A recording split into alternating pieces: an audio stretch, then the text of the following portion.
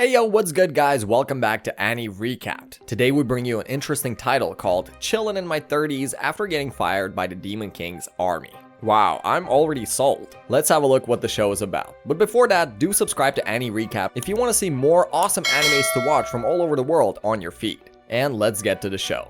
The story begins with a young man named Daryl being fired from his position as an assistant to the 4 demon generals. Lord Bashwaza explains that Daryl is being expelled from the demon army due to his inferior lineage and inability to use magic. While the Bashwaza discredits and humiliates him, the other 3 members also show their hatred towards him. Bashwaza turns fire into a dragon and calls Daryl pathetic for not being able to perform even this basic trick. However, Daryl reminds them that he was given a special mission by Lord Grunverza, one of the previous 4 generals, but Daryl is told that he would only prove to be an obstacle to the Demon King's army. Rather than endlessly ranting about his unfair dismissal, Daryl accepts his fate and decides to leave politely while loading his stuff. Daryl reflects on the words of the 4 generals, realizing that the only difference between humans and demons is the ability to use magic, which he lacks. Feeling completely without purpose, he wanders into a random forest for days until he begins to feel death hit him due to hunger. Daryl comes across a lady named Marika who is being chased by a monster. Despite having not eaten for days, Daryl chooses to rescue her by ramming into the creature and notices a human weapon nearby, and despite feeling it's beneath him as a demon, uses a sword to fight the monster and manages to kill it. Marika thanks him and takes him to her village to repay him with a delicious dinner. While Daryl acts with caution as he realizes he is in the enemy territory, but he tells Marika the whole truth about why he was in the woods, except for the fact that he worked for Demon Army, of course. Marika is moved by Daryl's story and offers him a place to stay with her family, even though Daryl himself refuses it. To Daryl's surprise, Marika's parents agree to let him stay. The next day, Marika's father, Gilmas, offers Daryl a chance to become an adventurer, as he is a guild master, but Daryl refuses as he thinks he is a demon. However, with Marika's help, her father uses Daryl's blood, and he passes the registration process easily, which makes Daryl realize that he is a human that Lord Grunverza adopted when he was a child and served the demon army without any questions. Marika's father trains him, but after realizing that Daryl excels in all aura forms, he challenges him to a duel, but Daryl remains unscathed. Gilmas suggested to Daryl that he should register with the Central Guild as he cannot keep such a gem to himself. However, Daryl chooses to stay and start his second life in the town due to Marika's tears and how they treated him when he first visited the town. Gilmas introduces Daryl as a new adventurer, as Gilmas is also the village chief. But the only other guild member named Gashida gets frustrated by this and leaves. Gilmas shows Daryl the job that Gashida recently took, which turns out to be the monster that Daryl defeated when he was protecting Marika. Gilmas informs Gashida that Daryl has already killed the monster he was chasing, and that he should focus on his jobs properly, which frustrates Gashida, and he takes up another job hunting another monster. Gilmas approaches Daryl to give him a better status than before, as he has already defeated a monster and handed over his job for herb gathering. Marika decides to follow Daryl in his quest to guide him along the way, as he is new in town, and also shares her knowledge about the forest and her desire to be an adventurer. Before reaching the spot, Marika asks Daryl to hold her hands so he doesn't get lost. Man, just take a hint, and tells him the necessary details for gathering herbs. Marika's knowledge about herbs and her sheer strength to move trees and to guess deer's footprints impresses Daryl. As Marika and Daryl talk, they encounter the deer, which turns out to be overpowered as it defeats the monster, and the duo takes down the deer after that. At the village, as everyone commends Daryl and Marika, Gashida visits them and realizes that Daryl once again took his glory and stomps off in anger.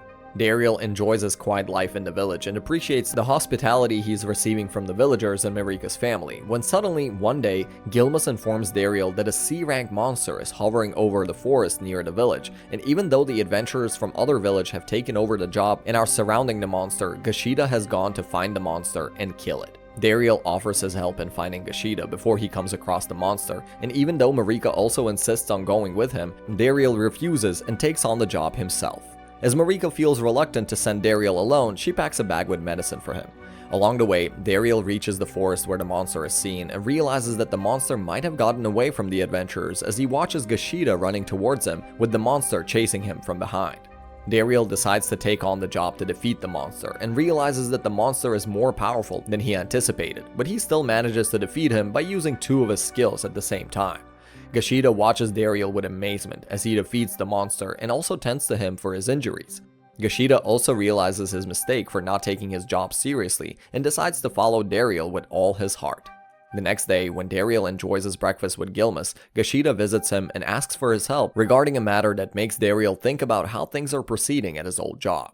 At the demon castle, Bashwaza asks one of the 4 generals about her defeat against the human hero, and one of the council members, Doria, even asks others if they should call Dariel back, as he was an important asset to their cause, and he has indefinitely helped them move forward without any mistakes. That angers Bashwaza as he lets out a huge amount of magic. Back at the village, as Dariel enjoys his new life, only 2 factors tease him every day. One being Gashida, and the other being Marika, who hugs Dariel brutally whenever she gets the chance to. Dariel stumbles upon a hidden secret in the village, that most of the houses are empty. Gilmas decides to explain by using a map and claims that because of a nearby metal mine called mithril, which was of great importance to demons, the village used to thrive. But as the demons had taken over, the town population has declined. Dariel thinks that he used to work in the mithril mine and decided to visit it, but he knew he couldn't risk being caught, so he disguises himself as a pathetic figure and hides in a wooden box just to realize the security has declined.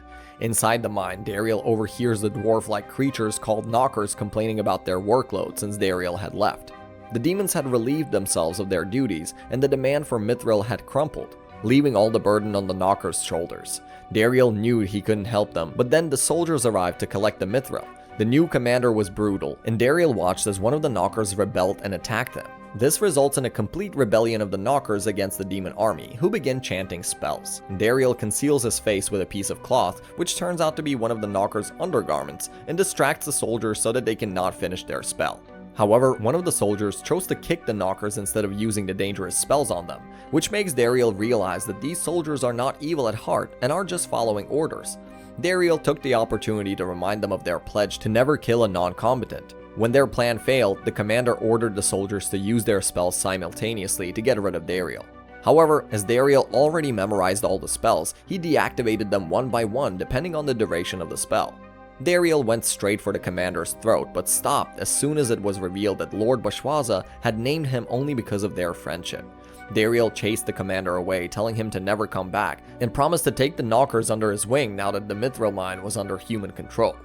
Dariel takes the news to Gilmas, which startles him, but with Dariel's leadership and the knockers' expertise, the mithril mine became a thriving source of wealth for the village as more people started visiting the village, and it once again became the activity center. At the Demon Palace, as Bashwaza is working on a magical device that amplifies spells, he needs a constant supply of mithril to complete it. He loves to torment the knockers, especially because Dariel used to be his commander. However, he is unaware that the mithril mine has been stolen by humans and is now under their control. When he learns of this, he falls to his knees in disbelief. To make matters worse for him, someone has come forward to complain about his actions, and it turns out to be the Demon King himself. The king warns him for letting the mithril mine be stolen and orders him to stop working on his magical power bomb.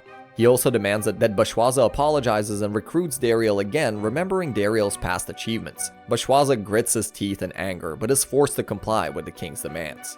After that, the Demon King opens his second eye, revealing a mystical color that suggests he possesses immense power, and Bashwaza destroys a wall in the castle and broods over his situation.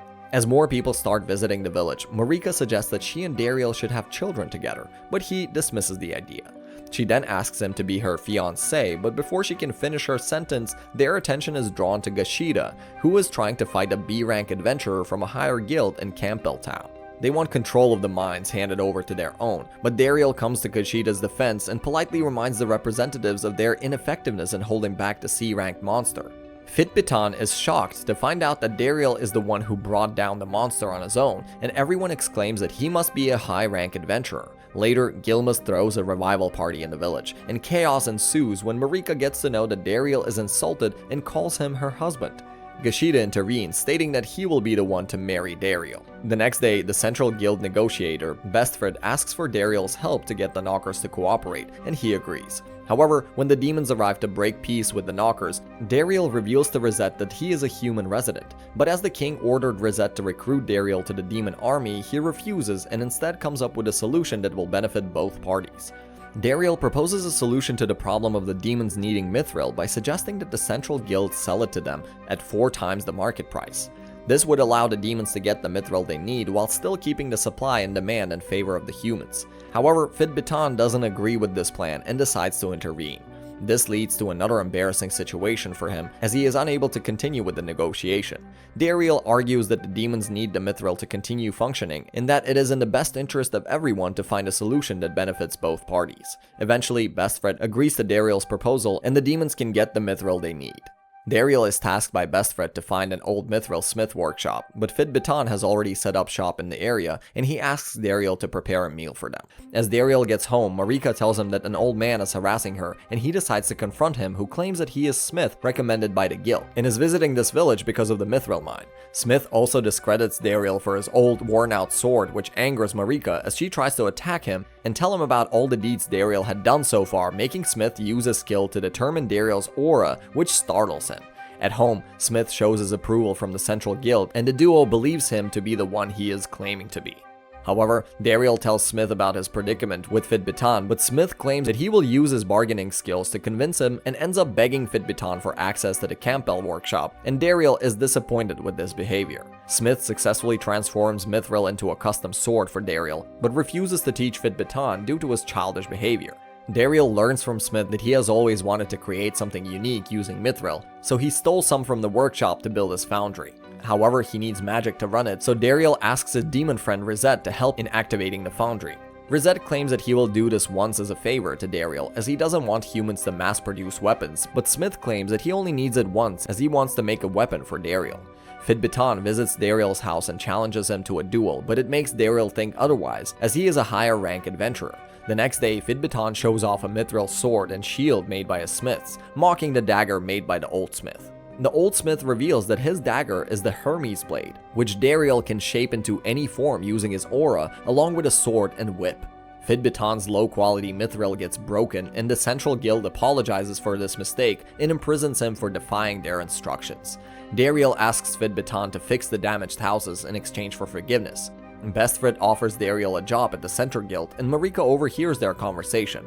Later, Marika joins Dariel in the sauna, urging them to discuss something important. Marika shares her worries with Dariel about him leaving the village soon, so she wanted to spend some time with him, but Dariel confirms that he doesn't want to leave and will refuse their offer soon, claiming that Marika was the one that helped him when he was let go of his previous job, so he wants to spend his time here with them, which ultimately comforts Marika. This conversation with Marika makes Dariel think about her cute nature, and he decides to take their relationship to the next level. Elsewhere, at the demon's castle, Bashwaza visits his father Granverza, who is recovering from an injury inflicted on him by a hero. As both of them sit to enjoy their dinner, Granverza asks Bashwaza about his experience of being one of the 4 council members, and even asks his understanding between Bashwaza and Dariel that startle Bashwaza, but he tries to keep his cool, claiming that everyone is moving on smoothly, which angers Granverza as he throws the dining table on his son and recounts all the good deeds of Dariel that had helped the smooth transition of power from the old generation to the new one, and orders his son to find Dariel if he wants to keep on doing his job, which annoys Bashwaza as he claims he doesn't know anyone to act as an adversary to him, and he will be the one to take over the throne and leave. Back at the village, Dariel feels overwhelmed as he thinks Marika's parents might know something that went down yesterday, but when Gilmas calls out to him to discuss something important, Dariel decides to come clean with Gilmas, but realizes that Gilmas was only asking Dariel to be the next village chief because of his achievements that he had done for the village, which startles him. Still, Dariel decides to take up the task on the condition that he wants to marry Marika, and all of them comply as Marika runs to hug him. A year passes by, the village keeps on thriving, and Dariel talks with the now deceased Smith for his outstanding work and ambition that led Dariel to learn a lot from him. At home, Dariel meets his family, with Gran being his first child, who he named after Granverza as he thinks of him as his fatherly figure. Soon, Gashida visits Dariel with the news that a hero is going to visit their village soon, which upsets Dariel a bit as he recalls his encounters with the hero when he was a part of the demon army. As everyone gathers to greet the great hero, Dariel realizes she is a girl and her name is Lady Hero. Her companions also tell their names, Sesha and Saotome. Dariel decides to show the village to the guests when Satome claims that they will get the key to defeat the Demon King from here, and Lady Hero clarifies that they are here to get a mithril armor for their quest to defeat the Demon King. Soon they visit Dariel's house, where Gran takes an instant liking to the hero lady. And that would be it for today. This anime is so wholesome. Dariel is a family-oriented guy who is looking forward to his quiet life with Marika.